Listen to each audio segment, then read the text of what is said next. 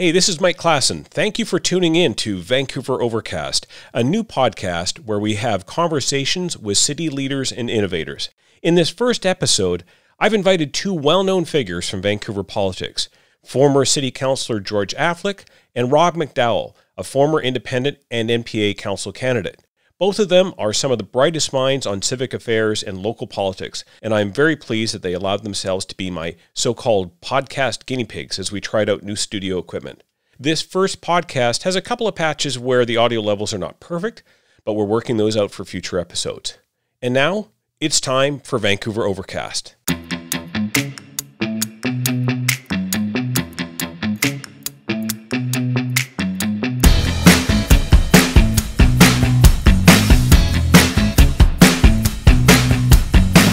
Recording, guys. Okay. We're live. Okay, so we've kind of figured out some of the technology challenges here. So George Affleck, Rob McDowell, Mike Klassen here, and you guys are my podcast guinea pigs. Yes, and to clarify, Mike, we're not in your basement, which is nice. Yeah, no, I think we're actually in your den. I don't know what this is. It's Like fantastic. a total man, it's like a man cave. Very cool. This is very jealous. This is the Thinking Cap studio. Fantastic. I know we only have a little bit of time here, so let's just sort of throw some stuff around here. There's some interesting stuff, and I had three subjects I thought we might weigh into a little bit. This week I wrote about what I consider to be right now the political invincibility of the mayor. I want to maybe kind of dive into that a little bit. Not if I have a say any of that. Okay. Second of all, I thought we might talk a little bit about the new development that is coming up the south end of Broadbridge. I think it's really interesting how that's going to play out a little bit, and it's very early days, but I'd love to know what you guys think from what you've seen and some of the major changes that are coming, and obviously the profound politics behind it as well. Yep. And then finally, I noticed that the cover story, and I haven't read the feature piece yet about Oppenheimer Park, but that has been obviously a bit of a quagmire, but I want to really talk about what potentially would be the sort of the way forward for that in a realistic way, because we've seen different parts of council and park board try to deal with it in different ways, and the mayor as well, and it doesn't seem to be moving forward. So maybe why don't we start with, you know what, there was actually a fourth topic I want to talk about. I want to talk about the Webster Warps. Oh yeah, I was at that. I was there. Yeah, it's fun. Yeah, because you and your company are behind the Mom Murrays, which is another really great event that I enjoy going to. I didn't attend the Jack Webster Awards this year. I probably the first time in years that I haven't attended, but I was quite pleased with some of the people who won this year. Francis Beulah for doing some of her reporting on election finance and municipal government, which is a subject near and dear to our hearts, I think. Yeah. More digging to be done on that one, I think. First of all, let's talk about Kennedy Stewart. 1 year in office, he got a lot of press. Dan Famano did some good writing, Mike Howell and others. I have seen this movie so many times before, and with incumbency having so much power and the ability to really, kind of hold people in office for a long time, probably longer than they ought to. And then, obviously, the tweets with the Prime Minister, again, sort of reinforcing that narrative that Kennedy keeps putting forward, that people take his calls. So what I put out there is I think that if he's able to hold the Liberals in this town, or a significant number of them, he's basically going to be able to govern the city as long as he wants. So with that in mind, I'm looking for people to challenge me on that notion, because I know that that elections matter a lot, and something could change. Well, I think we talked about it before. The magic mix, the magic piece of this in Vancouver is the mushy middle, which is the federal Liberals, and who controls them controls the city. And Robertson and the Vision Machine were very effective at doing that. So you're right. If he can capture them effectively, and he can hang on to them. But that's the question. There's no true machine behind him aside from labor. I think that there is incumbency is always is a good thing for anybody, but you have to look at the results. I think more important for him and the victory that he might have in the next election will be who's running against him, and whether there's a third person like a Shauna Sylvester again who runs again, and that's who ate away at not only his vote but also the MPAs, and how many of those votes went each way. And I would say it's almost 50-50. 50 went to Shawnee, the other 50 went to Kennedy. And so to me, that's a wash. And then, of course, there was 5 billion parties on the right side of the spectrum, which affected the NPA. And if those parties can coalesce, and it looks like from what I hear from the AGM coming up, that they might be coalescing, a lot of those people coming back to the NPA, that you'll have a stronger NPA as far as not having another party. So if there can be one party on the center to right of center in Vancouver, and a person like Shauna Sylvester runs again, then Kennedy Stewart will lose. That's my opinion. I mean, that's possible. I mean, and Shauna, I quite like her. I know that you do as well. We've had a chance to talk to her, and she's got a real passion for local government. And I think she would be a great sort of person to have in the public sphere. But the likelihood of that sort of third wheel, I mean, we've seen it. You divide that left and you create some appealing candidate. I think it maybe runs a little bit deeper than just having somebody who might not want to support Kennedy Stewart. I do think that we've seen this kind of core group that think that the city needs some more conservative values applied to it. And I see that, and I wonder if they are wrong in that idea. And I'm going to just put forward the idea that look at the MPA caucus that are in right now, ostensibly representing the center right of politics. They've all, some of them I think center left. Yeah, so they've all become very sort of liberal center left almost to a person in their approach to things. Right. Perhaps the one exception might be the unanimous passing of the Auditor General office. And once you're in power, you'll decide that was a really terrible idea because an Auditor General just will slow everything down even further. Although I understand, and I was certainly somebody who supported the concept because of my frustration when I was there with Vision and the lack of transparency and the lack of concern about where the money was going. We've gone from 800 million to 1.3 billion in the last 10 years. Where is that money going? What are we getting for those services and those funds? So the Auditor General hopefully will unearth some of the information on that, but I think in the end, it'll slow government down, and I think that's a bigger concern. I think that looking, we've talked about this, Mike, and Rob. We talk about the mushy middle in Vancouver, right? You win with the mushy middle. So to me, when you talk about the financial and the right of center thinking, I think fiscally for sure. I look at Vancouver as a Paul Martin kind of liberal Vancouver. We're sort of floating in the middle, but we want fiscal prudency. But we want all the other stuff too, the social services, the environmental stuff. But we also don't want to spend too much money. You have this mixture. So if you can have a government that can provide the things that people care about, and I think back to Philip Owen, he was doing the 4-pillar stuff, but he was also fiscally prudent. And I think that's the kind of mayor people really want in Vancouver and the kind of council people want. But Yeah, but you can't deny that millennials vote very differently, and they're motivated very differently. They collect their news and information differently. I mean, this so-called woke vote, with that certainly Jagmeet got in the federal election, but I think Gregor Robertson had, and Trudeau got it 4 years ago, but. Being a woke vote, it switched right away, and it turns on people. And I think in many ways, Kennedy Stewart has got that woke vote a year ago, and I don't know if he's going to get it again because it's fickle. It's a fickle master, and I think millennials, as much as we can understand them, their way they gather information and make decisions is quite unusual. And I think that I know that one of our lists is Oppenheimer, and maybe I can transition to Oppenheimer because I think that Oppenheimer is going to play a big part in the next election. And I think a lot of millennials, the woke generation, are not happy with what's going on down there. I look at my kids, I look at people in their 20s, and they're seeing what's going on there and going, no, I don't think so. So there's this interesting generational thing where they're about the environment, but I think they also want, good government and clarity, and they're not against some sort of action when necessary, and they don't. I find sometimes younger people are more conservative than I was when I was in my 20s. You're right. And they're driven by they're emotionally driven by imagery, right? More than perhaps we were. That's how they get their news. They have it and all I the time. think the imagery around Downtown East Side, and certainly around Oppenheimer, as a sort of a nexus as to the Downtown East Side of everything that's wrong with the Downtown East Side, or is concerning about it, is really powerful, and it can be really used effectively by whoever captures that narrative and can use it, can harness it. Yeah, I mean, I'm pivoting a little bit off your mushy middle comment, George, because I think you're right, but I feel like politics in Vancouver is predictable as it once was.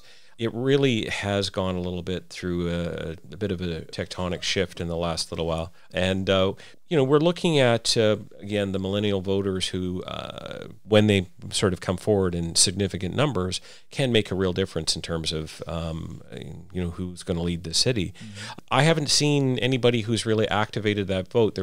You were on that independent slate, so-called, with Sarah Blythe and Adrian Crook probably can tap into that vein, I think, probably effectively. Adrian? Yeah. And I think he did, and Sarah Blythe did.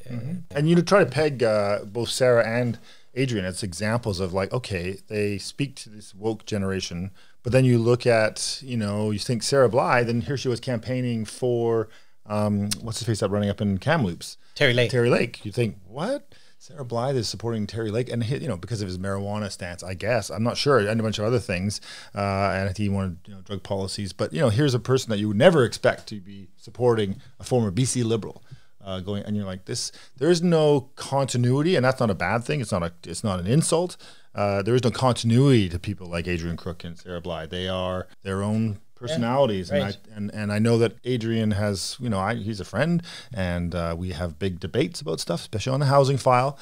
Sometimes his information is incorrect about City Hall, but he has his beliefs, and they are, they're interesting, and it's like in politics, especially if you're really into politics, but there's a lot of people who are kind of half into it, and they come up to you and you'll say things, and you're like, well, that's not even close to accurate, what your theory is. Mm-hmm. You kind of have to try to explain it to them, but they're not willing to budge from their theory. That's right.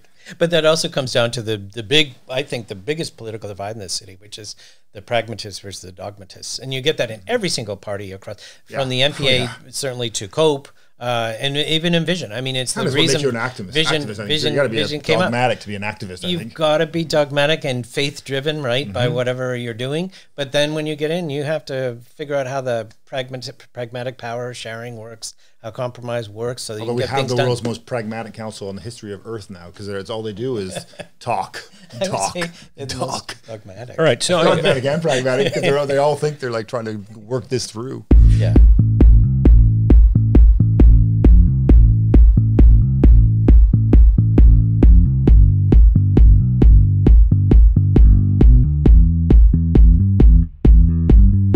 So I'm going to bring up a political institution from which we all have close ties.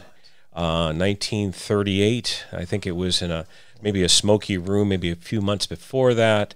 Everybody was talking like this, see? They formed this so-called political machine that was really at the time trying to stop the socialist hordes. I mean, it was the 1930s after all. And it's gone through its various iterations and contortions and steps forward and 2 steps back along the way. I feel like for politics to be less predictable, something big has to happen, and I think the organization that has been here the longest is the one that is going to need some kind of transformation, and I'm not sure what that is yet. It used to be, as you know, a very lean and mean operation. It was run by a couple of people, and it got that council elected many times in a row. And then since then, we've had some successes. And of course, George, you were reelected a few times, but power always evaded the grasp. And it seemed like the MPA itself was not focusing on where the voters were, focusing on what people were wanting. I think there's a disconnect or a connect. That's a problem with the board and the caucus and then the electoral team. That those 3 things are completely separate to me. In the NPA, and there's a real problem that the board doesn't understand this. The board's role is meant to be keep administrating things, raise money, plan for the next election. That's the NPA's basic mandate. It's not a political party, even though they changed their constitution to change the word association to party about 6 years ago. It still operates, and it's really challenging to find people who want to get involved in civic politics behind the scenes for 4 years. Most of them are just wannabe politicians. So you have a party where you have a board who want to get involved in policy. You have elected who are there going, please don't get involved in our policies and our how we administer government. And then, so those two are kind of fighting all the time and not connecting the way they should. And then, frankly, they shouldn't connect. And then when the election comes, there's the third engine, which is the electoral team, like the team who you bring and generally should be the mayoral candidate who brings a solid team to win the election. And that has proven to be elusive in the last several elections, partly because the first part was dysfunctional with the board. Second, the caucus was, actually has been, in my time there, very, very tight. I don't know what it's like now, but clearly watching council, that council caucus is not united in any way that I can see. And so I worry that this, unless Mark Angus, who's the chair now of the board, and there's an AGM coming up, can get them off this whole, we want to be part of the process and about governance. That's not the only governance the board of NPA should be doing is the governance of the NPA. Get away from the people who are elected. If you hate them and don't like them, then don't vote for them. Or whatever, run yourself. I don't know. It's really inappropriate that this board wants to get so involved in policy, and that's what is the dysfunction of the NPA. And then by the time the election comes, they're just not ready because they've spent all their energy and money on shit they're not supposed to be doing. And infighting. And I would add that there's sort of a propensity to bring some magic outsider in that will solve everything. And we've seen that repeated and repeated, that they don't understand that dynamic that you've described. So they come in and they don't understand how to motivate or how to work with these various sort of entities. And simultaneously alienated the elected people they have. That's been my experience. Right. Alienated the people, your incumbents. Like, it makes no sense. Why are you doing that? They're winners. Stop alienating But the they people. just think that's the magic bullet, right? It's like, oh no, Yeah, we'll bring in this person in. They'll do everything. They've never been to a council meeting before, but you know what they're they'll running know what for. they're doing. Vision governed for 10 years because it was able to hold together. It was a very disciplined caucus, and they were able to bring in both sort of Green, NDP, and I guess you could say they were very good at embracing several key liberals in the city as well. Liberals, yes. And as that started to come unwound in the dying days of Vision leading up to the 2018 election, that's where there was an opportunity. There was an opportunity always to try and recoalesce voters that would be sort of center right. I mean, really, the thing is that we've probably spent too much time trying to impose big C conservative politics in Vancouver that doesn't really work right now. I mean, and I think that if you are going to try and bring fiscal discipline to local government, then you have to be very selective, very strategic about how you're going to do that. But the fact is that right now, Kennedy Stewart, the team around him, have figured out that the best thing that they can do right now is to cozy up to Ottawa and cozy up to Victoria, and that's their way of maybe kind of... Yeah, but have they done that? I mean, I know that they spend... we there's were already photos doing and that there's things, with the but Broadway it's like, line to UBC. That was already happening. So well, good job, Kennedy. You did it.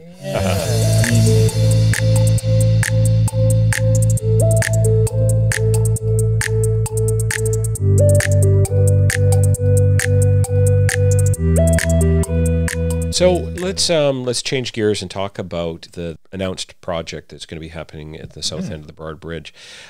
As we know, it's a complicated piece of property. It has deep historical roots to the First Nations. To the Squamish. To be clear, it's Squamish. It's not Musqueam at all. Yeah. So that's just Squamish territory. Yeah. So what do you think, and I was reading a tweet from Frances Beulah. Too, yeah. Yeah, she said that people would be disappointed if this became mostly market housing, I think. Why would Ian Gillespie get involved if he's not going to make some money here? I mean, obviously there's going to be expensive condos in there, or expensive rental units, and expensive retail, and other mixture of office space. I mean, it's going to be a mixed community, but the Squamish Nation have made a commitment to rental. We don't know exactly what we know the number, but we don't know the amounts, and whether or not they'll be specific to the people of the Squamish Nation. There's lots of unknowns. There are people who are arguing that it's too high, and I'm going, I don't understand that argument at all, given the neighborhood and where it's reflected across the water in Yaletown, where you have 52-story towers, 56, 58, 62. I mean, I live in a building that's got 30 floors. Next door is a building that's got 42 floors. Another building that's got 50 floors, and I can't tell the difference looking up which one's got 30 or 50. Yeah. Once you go past like 12, it's and think of the building that's been there since I think about 1970, which was, I think, was it owned by Mayor Tom Campbell? I think there's a connection with Mayor Tom Campbell, Really? who was the I thought that was a Squamish Nation construction. I didn't know that. Really? Yeah, so I may stand to be corrected, but I think there's a connection. And of course, it was during that NPA council before Team took power in 1972 that you would see some towers. Like for example, there's a couple of towers that you see. Like on, I think it's U and 3rd or something like that. You've got got some small towers that were kind of dotted. Coming from Yaletown, we don't really call those towers, but okay. Well, they're not, but they were high-rise buildings in a place that has almost none of them now. You know the difference between towers built in the 60s and 70s and towers built now is that there was no plan. The West End has no plan, really in a way that we have this obsession with planning and planning and planning and planning and planning and talking and planning and planning and planning, and nothing ever gets built. You look at neighborhoods like the West End where it just happened. It was organic and the stuff just started coming out. There was a kind of a rough concept. There wasn't the kind of the community process in those days, and I think that's where you see the rest of the city having that challenge. However, back to the Squamish Nation, they don't have to do that. They go, this is our plan, enjoy. And so it's way easier for them to get stuff built. It's way cheaper for them to get stuff built. They don't have to go through any of the same processes. The one thing they have to do, though, is negotiate with the city on services, and that's going to be expensive for the people who live there. And it'll be an interesting negotiation if we we've had it. The one thing I wanted to point out, though, I'm sure you guys were aware, and 10 years ago, remember that little sign that went up beside the bridge? How much controversy, how much pushback did we hear about that? That was a little sign, and even look at it now. The digital sign, it went up the year that I ran. And it was so controversial. Sorry, but how is this going to work when there's going to be 11 towers that are going to be much bigger than those signs? It's like, ooh, that Kids Point neighborhood is going to... So, let's see. I haven't delved into the details. I've just seen some of the schematics, and people sort of say it's going to be more of a car-free neighborhood, but you've got 6,000 residents there that need to get to work. Most of them, and the other bunch of them are going to have to move equipment and furniture, and you're not going to decouple yourself entirely from the automobile in that area. So I'm just trying to think, especially the city has spent millions doing all that work at the south end of the Broad Bridge to try and make it, to modernize the transportation and the active transportation too, with all the work that they've done on the railings and the pedestrian and bike routes and so on. Yes, and the Falls Creek streetcar plan that still exists, which extends out to the Broad Bridge. Right, and the bike that bridge, will be able to tie into any of those things. I think the walking thing, and I mean, you look at Olympic Village, which is very challenging for cars to drive around, and it's as close as we have to a planned community that doesn't really care about cars. It really is challenging to drive there, and so they're looking at even further constraints. And I don't have a problem with that. I mean, as long as you know what it is when you're getting in there. I look at my building, I would say half the spots in the building that I live in are empty. And a reminder, this is a guinea pig session, and George and Rob have decided to come in 100%. Here and allow me here to test out some gear. You were talking about Olympic Village. You're right; it has become kind of a great model. And but even South Falls Creek, when that was built, like that design community, right from the 70s, all the stuff. It's not a real car dependent. I mean, certainly I'd like to see more density there, but it was never designed, even in the 70s, as a car dependent neighborhood. Right? So one of the things that maybe I haven't let go of it, I know others bring it up to me occasionally, and there are enthusiasts for that streetcar line. And it's not really a streetcar because it is on a rail right-of-way. But I'm thinking that with the Olympic Village and potentially some of the Arbutus, I'm thinking that with the investment going into that area, transportation is going to be pretty key. Having an actual right-of-way, a line that goes through automated vehicles, though. I wouldn't want a train. I wouldn't want to see track laid. Entered the era of post sort of streetcar tracks, right? But still sort of a virtual system that would be driverless along a route that with the bus that would go along a road, a dedicated. We've already had a sample drive around Olympic Village fairly successfully. So I think the right-of-ways are important, and it's not just for car drivers. It's for bicycles, for trains, for everything. It speeds things up, and that's why not owning a car in that neighborhood would be fine, because that track could go very close to that neighborhood, run right by it, but close enough. And the Burrard station, or there'll be an Arbutus station, and there'll be a Granville station on the Broadway line. So you're like 8 blocks from that that's not very far. It's a hill, but Right. I'd imagine there'll be more buses going up Broadway. We haven't even started really here, Vancouver, dealing with electric bikes, and I think e-bikes are going to be a huge thing. We're seeing what they're doing down in California. That's a whole generation of people that are going to be accessing bikes and using them and going pretty fast. You see them more in North Van, actually. It's surprising to see how many e-bikes you see because of the hills in North Van. I see a lot more people in North Van riding e-bikes. Right. Oppenheimer Park. Yeah. I recognize that it is very complex and it's very sad what's been going on there, and it's been going on for too long, and we're going into the winter months, so it becomes, even if you did think there was any romance to being outside and sleeping outside, it's going to get a lot worse. And right. What's interesting to me is how we've come into this kind of gridlock that seems to be very political to me. We've got the police telling us it's a dangerous place and they want it dealt with. And then you get so much pushback. And I've known Stewart McKinnon for a long time. I know Stewart digs his heels in on a few issues, but this one surprised me. And I'm surprised that this has fallen down so much down political lines. And I know that it's to the credit to people like Lisa Dominato and Sarah Kirby-Young, who I think were courting their Green colleagues on council, and they were trying to come up with something that might work, that they could. One of them that's on council supported it last time we did an injunction, so you'd think he would be supportive of that. He's the Green Party, and And then of course over on the park board side, I get the sense that John Coupar is getting frustrated with how things are going over there, and again it's and Tricia Barker too, and Tricia who was homeless, as she's talked about being homeless, and how she is not. Right. She's empathetic to the challenge of the homeless, and here she has said, but this is not the way we do it. This is not a solution to the homeless problem, to let people put tents in our parks. And I think there's this definite wedge kind of issue, much like putting golf courses into whatever the hell is going on with that one. It's a lightning rod of an issue, but it's the indecisiveness that's frustrating about this. When I was on council with Vision, who dominated, at least we were decisive, and they had controlled park board at that time when we had this problem, and we were very strategic and got rid of through injunction at Oppenheimer Park, and because we knew this was not the way to solve the problem. This was a problem.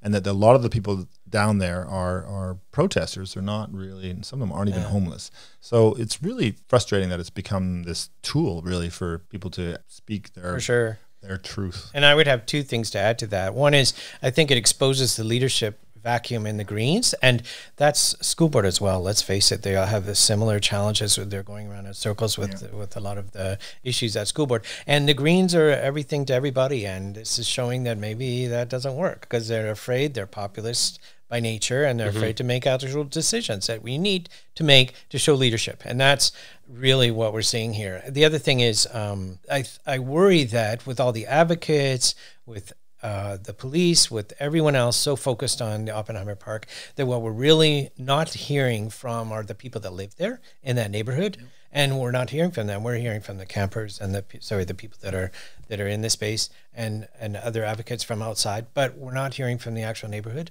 and their voice is lost. And I think that's a real tragedy here. I'm glad you brought that up, Rob, because I was wondering who are the leaders. I mean, they have a lot of people who'd like to speak for them, but I'm talking about the people who can articulate why it is that they need to be there. And it seems to me that person is missing from this political bun toss that's been going on between the different political parties. Right. Well, the mayor has been clear in his opinion about this, but he also knows there's not much he can do. But I think there's more he can do. I think that there's a tool where they can fire the park board through the province, so they can.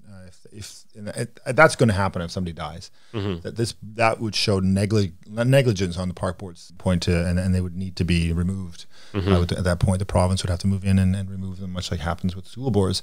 Because I think that there's also a way the police can be much more specific in their strategy in this, and I think that they need to find a way to be stronger on this. They are being strong in complaining about it, but I think there are tools that through the legal system that they can use that I think they need to use to solve this problem. They're worried about riots though, and that's understandable. But we've done it 2 times where we've managed to get people out of there through the process. We're looking for this injunction, but I think there are other tools, the toolbox that the police or the province could be more involved in, but I don't think, certainly the province is not interested in getting involved in this.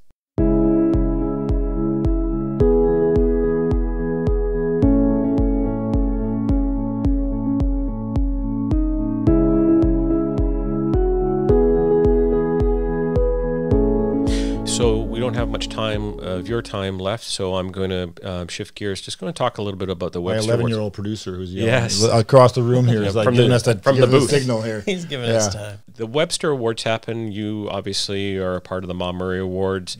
Do we need to keep doing these kinds of award ceremonies? I'm just throwing it out there. I'm not trying to. I enjoy going to them, and I enjoy, witnessing all the joy that comes from the floor in those kinds of things. But for a time, I found that the narrative was one of, shall I say, there was a bit of self-pity, right? We're going through all these changes and we're in all this stuff. Right. And then I wasn't at the 2019 awards, but at least I didn't hear from anybody that I was following that night that there was a lot of introspection and kind of and sort of complaining about I mean, I look at the awards event that my agency manages is much more structured, and it's very I have a very clear system that we have, and we follow a very detailed clock, but the booze is all free.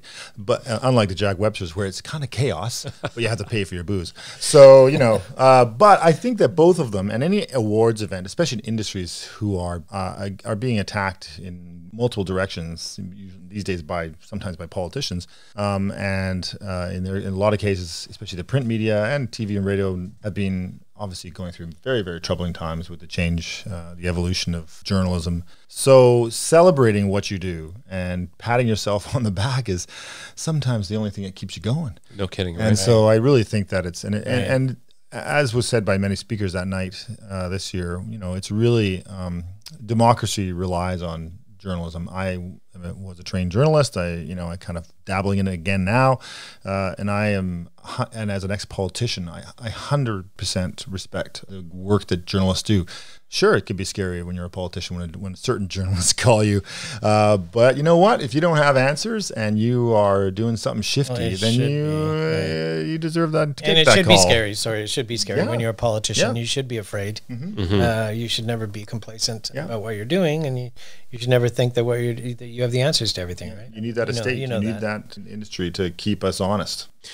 I'm going to, because we're getting the producer, the signal.